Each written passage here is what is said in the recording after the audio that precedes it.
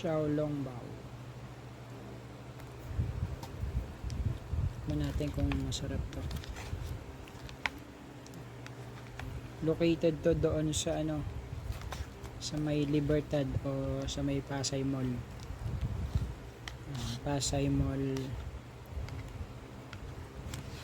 Hindi ko alam kung ano yung pinaka eksaktong address nun. Sa may LRT, sa may Pasay Mall to. Tignan natin kung masarap. Xiaolongbao. 100 I know 5.99. 5 peraso 99 pesos. Yan, tikman natin.